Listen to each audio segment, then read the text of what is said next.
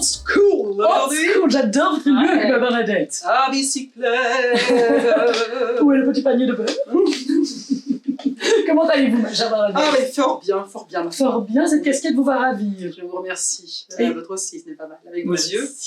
Merci. Quelle Bernadette êtes-vous aujourd'hui, ma chère Bernadette? Eh bien, aujourd'hui, je vais vous dire, je suis Bernadette combative. Combative. Je ne lâcherai rien. Ne lâchez rien, Bernadette. Ne lâchez rien. Surtout pas ce livre que j'ai adoré. Ah, Je ne le lâcherai pas, sauf pour vous le prêter ou à d'autres personnes qui voudraient le lire, qui s'appelle Chronique d'un kidnapping. Oui. C'est une histoire vraie, oui, qui s'est passée en France et qui a été écrite et dessinée par Sébastien Girard. Je vous dis écrite et dessinée parce que, comme à mon habitude et parce que j'adore ça, c'est un roman graphique. Il a le format un peu, on pourrait dire, de poche, mais quand on l'ouvre, c'est formidable. En fait, c'est une bande dessinée dont j'adore les dessins. Où chaque fois, il y a plusieurs palettes de couleurs qui sont proposées. Ça peut rappeler un petit peu Satouf, Riyad Satouf, qui a écrit L'Arabe du futur. Autant dans l'humour, finalement, que dans la construction graphique.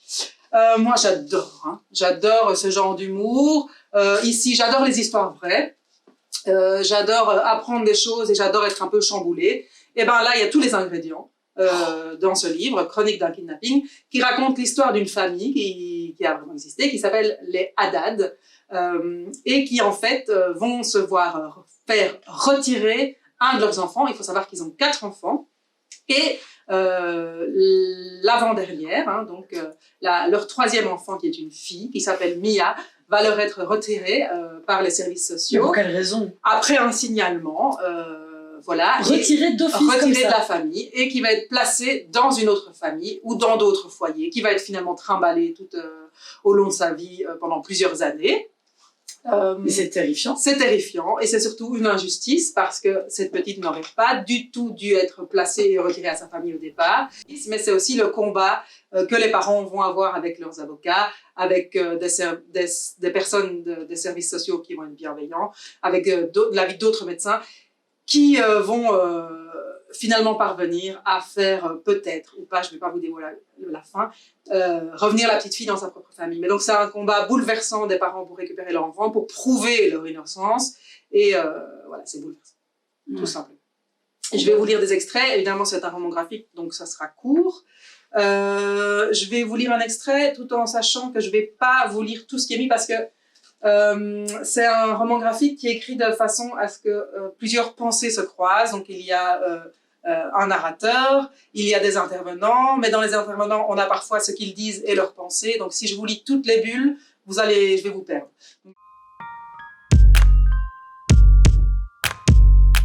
Donc, Madame Boluga souhaite revoir Yasmina le lendemain. Du coup, le lendemain. Ce jour-là, Madame Boluga est accompagnée de la docteure Pêche. Nous sommes inquiets suite aux examens que nous avons faits sur Mia début mai.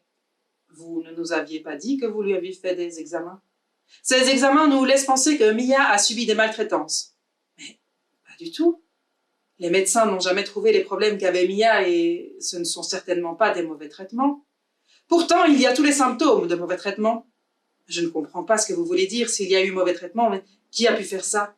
Vous pouvez faire semblant de ne pas comprendre. Vous pouvez nier. Mais nous allons faire un signalement. Il va y avoir une enquête. Juin 2011. Mia a 2 ans et 3 mois. Le juge des enfants, Madame Riberti, lit le signalement de la docteure Pêche. Dans les suites de l'hospitalisation de début mai pour l'herpès, a été découverte une fracture de l'épaule droite. Pourtant, lorsque les Haddad s'étaient rendus compte que Mia avait mal à l'épaule, ils l'avaient immédiatement emmenée aux urgences de l'hôpital de DSS. En reprenant le dossier radiologique, la fracture de l'épaule droite était connue de la famille, mais ne nous avait pas été signalée, puisqu'une radio a été faite en ville fin avril 2011. Pourtant, suite à la radio, et pour être sûr qu'il n'y ait rien de grave à l'épaule, Yasmina avait insisté pour qu'un scanner soit fait à l'hôpital de DSS. Il a été retrouvé la notion d'une consultation de chirurgie pour traumatisme crânien le 23/7/2010, sous une identité en partie erronée. Date de naissance différente. Pourtant, lors de cette consultation, comme à chaque consultation, les Haddad ont donné leur carte vitale qui contient la date de naissance de Mia. C'est d'ailleurs vérifiable. Cette consultation apparaît sur la liste des règlements effectués par la Caisse primaire d'assurance maladie pour les Haddad. Il existe également des lésions aftoïdes des parties latérales et postérieures du palais planes en faveur de brûlures dues aux aliments. Pourtant, plus tard, lorsqu'une médecin examinera la gorge de Mia, c'est clair et net qu'il y a des lésions qui sont dues aux angines répétées. Aucun médecin ne pourrait croire qu'elles sont causées par les brûlures. Bon, je ne vais pas tout vous lire, mais c'est un jugement où chaque fois tout est déconstruit et on voit bien en fait l'innocence des parents, mais où le système s'acharne et croit plus le médecin. Enfin, c'est une histoire de fou, c'est complètement kafkaïen, c'est inextricable.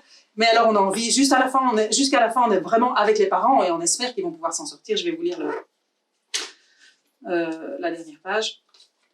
Quelles seront les conséquences de cette histoire sur Mia et sa famille? Multiples certainement, et difficiles pour moi à cerner.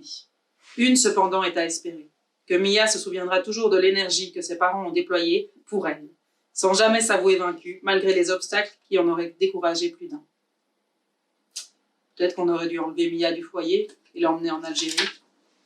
On aurait été hors la loi, mais elle aurait eu une enfance plus heureuse. En revanche, qu'est-ce qu'il serait advenu de nos autres enfants? Voilà. Donc c'est vraiment un roman graphique hyper fort, qui paraît anodin comme ça, format de poche, coloré et tout, mais c'est une histoire de dingue et c'est une histoire vraie. Voilà. Ça peut arriver à tout le monde en fait, c'est ça qui est fou.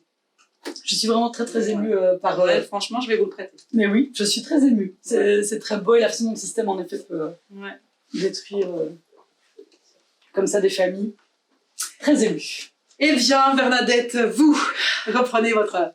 je respire. Faites aller vos bretelles. Une, deux, tout va bien. Je fais carrément sauter mes bretelles, ma chère Bernadette. Eh bien voilà, bretelez-vous et je me rebretelle. Ensuite, quelle Bernadette êtes-vous? Écoutez, ma chère Bernadette, je me rhabille. Je suis Bernadette aujourd'hui, impatiente. Impatiente comme le titre de ce livre, qui s'intitule Les Impatientes. C'est un livre de Jaili Amadou Amal. Et c'est un roman polyphonique qui m'a beaucoup émue. Et qui est aussi un roman sur la façon dont, en tout cas, certains systèmes sociaux peuvent nous écraser et écraser notre liberté d'être, l'amour que l'on a aussi pour d'autres.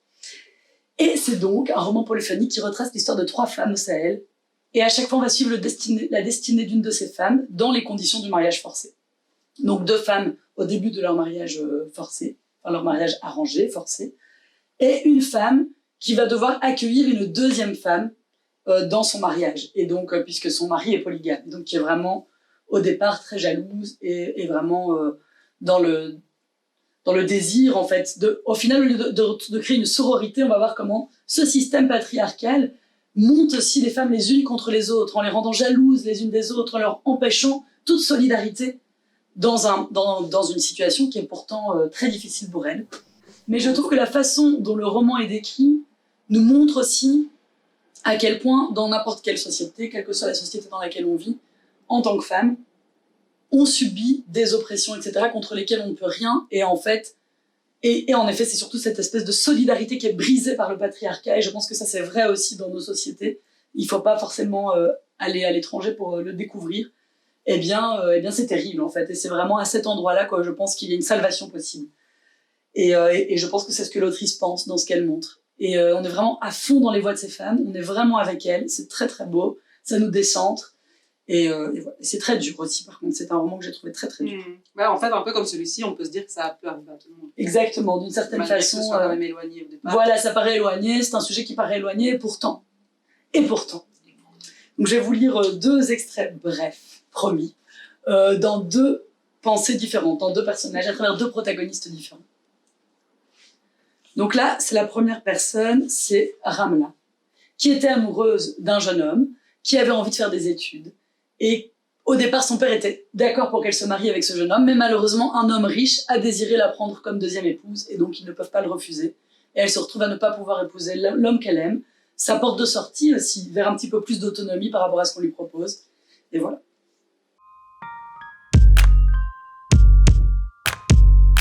Je suis différente, je l'ai toujours été. Pour ma mère, c'est comme si j'étais une extraterrestre. Quand mes sœurs tombaient en pamoison devant les beaux pagnes multicolores que l'employé principal de notre père apportait chaque année pour la fête de fin de Ramadan et se disputaient avant de s'arracher la couleur qui leur irait le mieux, j'arrivais, bonne dernière, prenais le pagne dont généralement personne ne voulait, et je m'en allais d'un air ennuyé me replonger dans mes livres.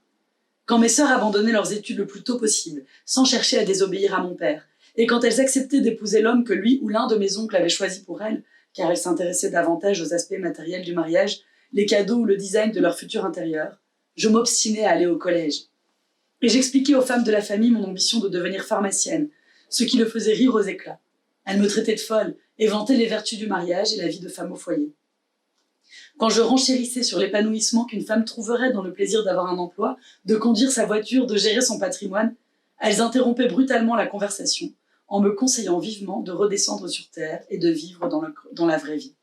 Pour elles, le plus grand bonheur était de se marier à un homme riche qui les mettrait à l'abri du besoin, leur offrirait des pagnes et des bijoux, ainsi qu'une maison pleine de bibelots et de domestiques. Une vie d'oisiveté qu'elles passeraient entre les quatre murs d'une belle concession. Car un mariage réussi se compte dans le nombre de parures en or qu'on affiche avec ostentation à la moindre opportunité festive. Et une femme heureuse se reconnaît à ses voyages à la Mecque et à Dubaï, à ses nombreux enfants et à sa belle décoration intérieure. Le meilleur époux n'est pas celui qui chérit, mais celui qui protège et qui est généreux. Il est inconcevable que les choses soient autrement. Et alors, un autre petit extrait qui est terrible, qui là concerne donc la cousine de Ramla, et dont j'ai oublié le prénom, mais ce n'est pas important. Et donc c'est sur les violences conjugales. Je me dépêche, je fais vite, donne-moi un peu de temps, j'arrive. C'est bon, Hindou, laisse tomber cette bouillie, j'en veux plus. Je vais rallumer le feu, je vais... La terreur me serre la gorge, m'étouffe et m'empêche de respirer. Je fais vite, je me dépêche. Quand il se rapproche de moi, je tremble tellement que pour la seconde fois de la soirée, je fais sur moi. Le liquide tiède mouille le pagne déjà humide, découline le long de mes jambes et laisse une trace sur le sol poussiéreux. Un vide s'installe dans mon esprit. Tout mon corps se contracte de peur des coups. Je suis terrorisée. Contre toute attente, ma frayeur le calme et il pousse un soupir. Je lui répète en reculant comme pour disparaître dans le mur. Je vais faire la bouillie, je vais la faire rapidement. Viens, fait-il en me prenant par la main et en m'entraînant dans la chambre. Il semble attendri. Hindou, va te doucher, je t'attends, m'ordonne-t-il en refermant la porte. Je vais faire la bouillie, dis-je au comble de l'affolement. Va prendre une douche, répète-t-il. Puis, voyant que je tremble toujours, il me pousse dans la salle de bain et ajoute « C'est fini, je ne te frapperai plus, va te laver. » Je prends une douche, laissant l'eau couler sur mon corps meurtri comme pour me laver de mes souffrances. J'essaie d'étouffer mes sanglots de peur d'attiser à nouveau sa colère, mais j'ai du mal à m'en empêcher. Il finit par me sortir de la salle de bain tremblante. Une fois que je suis allongée près de lui, Moubarak me viole en guise de consolation, non sans oublier de me répéter que c'est de ma faute s'il me frappe, que je réussis toujours à le mettre hors de lui. Il m'exhorte à être plus consciencieuse dorénavant, et il ajoute qu'il me pardonne. Voilà, donc c'est un roman qui est vraiment terrible, mais qui est très beau, et par-delà juste le fait de dénoncer, ça montre aussi comment est-ce que toute une société peut approuver la conservation d'un système, malgré le fait que énormément de personnes en souffrent, et doivent subir un sort mais que personne ne devrait avoir à subir. Et je pense que ça peut s'appliquer aussi à notre monde. Et c'est pour ça qu'il m'a autant touchée et autant bouleversée. Donc beaucoup d'émotions pour moi dans ce petit épisode avec votre lecture et la mienne. Donc je vous propose qu'on échange. Échangeons nos émotions et gardons-les précieusement. Et gardons précieusement nos émotions. Et on espère vous les partager en tout cas. À bientôt, Mère Bernadette. À bientôt, ma chère Bernadette. Merci. Au revoir. Au revoir.